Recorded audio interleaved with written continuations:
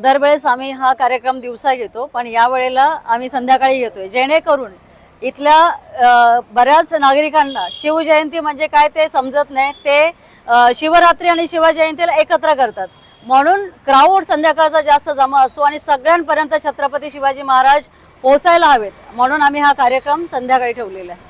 आणि कार्यक्रम जो आहे तो आता महाराजांचं नामकरण आम्ही करणार आहे, इथे महाराजांचा पाळणा गायला जाणार आहे, त्याच्यानंतर मुलांचं लेझिम आहे आणि नंतर तिथून मशाल दौड आपली असणार आहे पूर्ण 12 नंबर प्रभागामध्ये.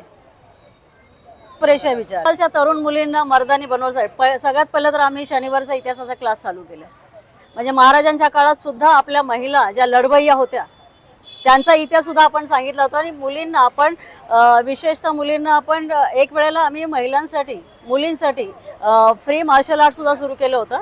कोविडच्या नंतर ते बंद झालं, पण मुलींना आपण मर्दानी धडे शिकवण्यासाठी आजकालची परिस्थिती आणि त्या परिस्थितीला कसं तोंड द्यायचं हे पण आपण शिकवतो.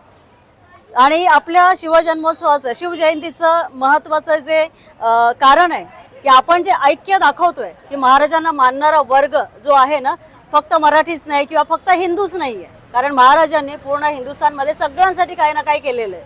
तर आपल्या शिवजयंतीमध्ये आम्ही तर महाराष्ट्राचे आहोत, आम्ही तर मानतोच आहोत. आमच्या इकडे बसलेल्या महिला ज्या आहेत ह्या कोण उत्तर भारतीय आहे, कोण दक्षिण भारतीय आहे.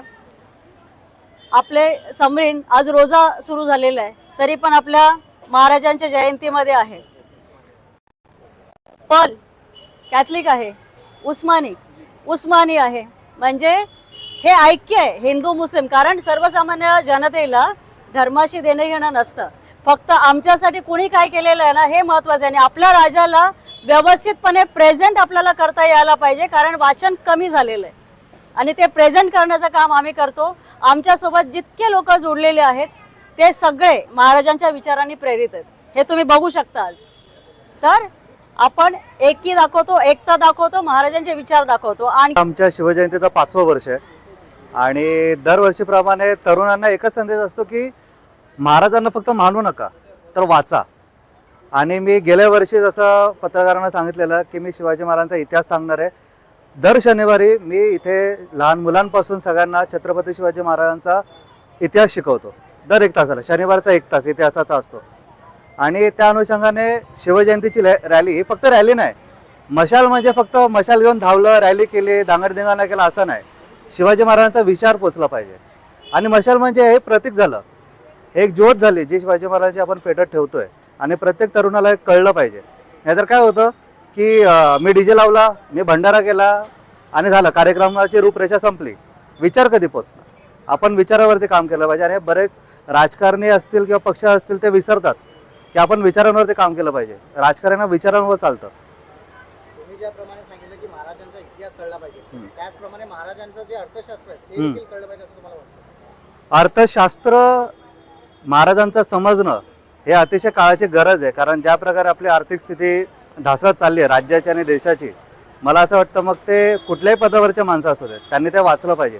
शिवाजी द मॅनेजमेंट गुरु हे पुस्तक मला असं वाटतं मी इकडचे आमदार खासदार आणि जे आता निवडून आले नगरसेवक आहे, साधी महासभा त्यांना कंडक्ट करता येत नाही, मी त्यांना नक्कीच देणार मॅनेजमेंट कसं केलं पाहिजे. आताची जी तरुण पिढी आहे किंवा काही लोक आहेत त्यांना हे अर्थशास्त्र जे शिवाजी महाराजांचं आहे ते माहितीच नाही आहे. ते माहिती तर त्यांना करून देण्यासाठी काय?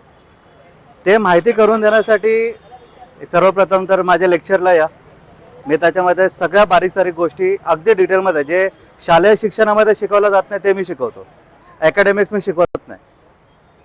त्या लेक्चरला एकदा या, तुम्ही अटेंड करा. आणि त्याचबरोबर आर्थिक जर तुम्हाला बाजू समजून घ्यायची असेल ना, तर शिवाजी महाराजांनी प्रत्येक लढाई ही किती कमी पैशात आणि किती कमी फौजेत लढली आहे ना, ते एकदा जरी तुम्ही गुगल जरी केला ना, आता ते ChatGPT पासून सगळे AI जनरेटेड आहेत, तुम्हाला त्याच्यावरती पण कळेल की ते अर्थशास्त्र कसं त्यांनी पूर्ण केलं होतं. पहिली गोष्ट, सर्वप्रथम सगळ्यांना शिवजन्मोत्सवाच्या शुभेच्छा. शिवाजी महाराजांचे विचार आज आपण बघायला गेलो तर 396 वर्ष आहे शिवाजी महाराजांना जन्म होऊन. तरी मी बोलतो ज्याप्रमाणे शिवाजी महाराजांचा आराखडा होता, आपण इतिहासामध्ये वाचलं असेल की त्यावेळी एक लग्नाची वरात चालली होती आणि त्याच्यामध्ये एक मुसलमान महिला होती, किंवा एका ठिकाणी ज्यावेळी त्यांनी स्वराज्याच्या लढाई करताना जो किल्ला जिंकला त्यावेळी तिकडच्या ज्या महिला होत्या मुघल काळातल्या, त्या मुस्लिम महिला होत्या, पण त्यांच्या कोणत्याही आबरूला हात न लावता त्यांना शिवाजी महाराजांनी त्यांच्या प्रांतामध्ये पाठवलं. पण आता आपण जे बघतोय की ज्याप्रमाणे रेप केसेस वाढत चालल्यात,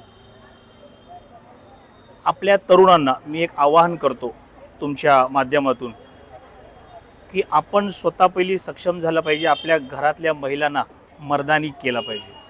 आज ज्याप्रमाणे तथास्तु फाउंडेशन आणि रेश्माताई तपासे आमच्या पक्षाच्या पदाधिकारी आहेत, ज्या एक एक कार्यक्रम राबवत असतात, तर ज्याप्रमाणे स्वप्नील बोलला की इथे मी इतिहासाचे धडे देतो. इतिहास म्हणजे लोकांना फक्त वाटते की ते हिस्ट्रीचं पुस्तक आहे, ते नाही आहे. त्या विचारामध्ये तुम्ही जसं प्रश्न विचारला अर्थशास्त्र, तर आता ज्याप्रमाणे आता आपण आपल्या मीरा भाईंदरमध्ये जसं एक उत्तम परिसर आहे, तिकडे बोटींचा जो व्यवसाय आहे हा म्हणजे शिवाजी महाराजांच्या काळापासून जो चालू आहे. आता इंडियन नेव्ही जी आहे ती सुद्धा शिवाजी महाराजांच्या विचारांनी आहे. तर आपल्या माध्यमातून फक्त एवढं सांगतो शॉर्टमध्ये की महाराजांचे विचार आहेत ते आपल्या प्रत्येक तरुणाला आपल्या घरामध्ये आणणे गरजेचे आहेत. त्यानंतर आपल्या ज्या बहीण, आपली बायको, जी आपली स्त्री आहे त्याबाबत माहिती देणं गरजेचं आहे.